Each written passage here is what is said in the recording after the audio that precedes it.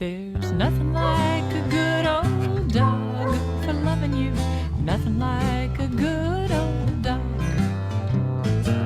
He'll wag himself in two at the sight of you. Nothing like a good old dog. He doesn't need a reason, he doesn't. The SPCA, which stands for the Society for Prevention of Cruelty to Animals, is a nationwide organization whose goal is to protect domestic animals from mistreatment and to provide temporary care for animals without homes. Any individual who can provide a permanent home for a pet should begin their search at an animal shelter. Animal shelters, such as the one that the SPCA runs, provides many wonderful pets that are currently homeless.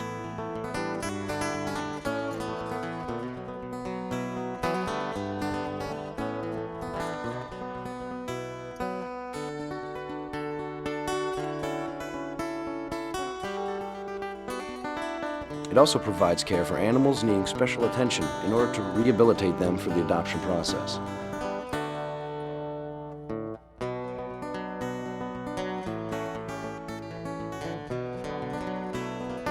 John Matroscano is one individual who does just that.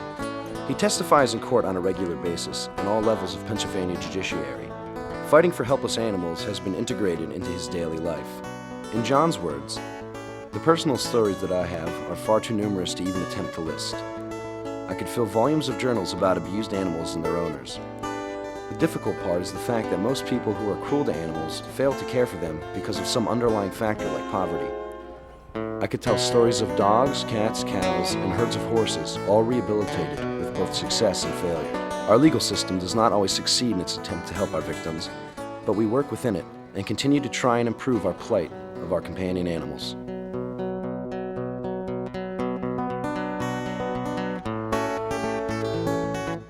The SPCA relies heavily on volunteer involvement in order to carry out its mission.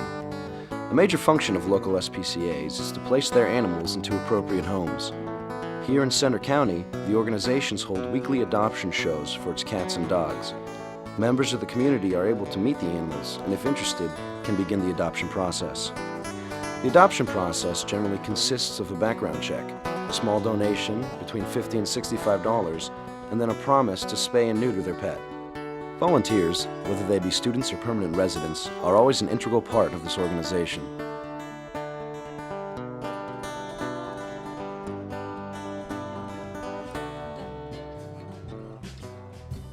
Early on, I thought that getting dogs were child substitutes. As my kids grew up and left home, that I was getting dogs for that. But then I realized, no, I've never lived without a dog. And as I've gotten older, I think I'm getting less, I don't know, attached to the past or self-centered, maybe. And I'm looking at a bigger picture, and I thought, maybe I should get a rescue dog. There are more dogs in this world that don't have homes. So I went back to the SPCA, and there was this little terrier guy named Fizz. Fizz looks like he has the coloring of a beagle and the fur of a Yorkie, and so I brought him home in August. You know, Fizz is a great old dog.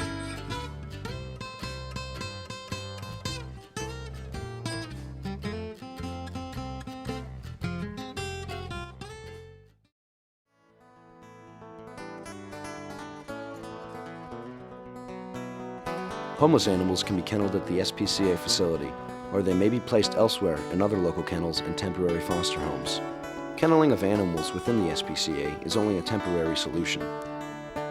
If animals are unable to be placed due to mental problems or a lack of suitable placement, the SPCA is often forced to euthanize the animals for lack of funds and sufficient space.